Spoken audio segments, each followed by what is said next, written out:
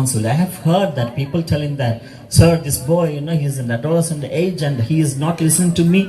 He doesn't bother about me and he is not studying. I don't know who is his friends. I don't know what he is eating. I don't know what he's playing. I don't bother about that.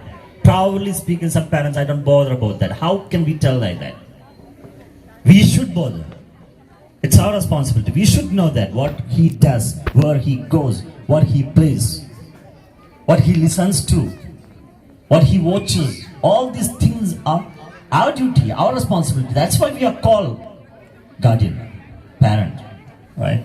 Parent is always father. And parent meeting, who will go? Mother.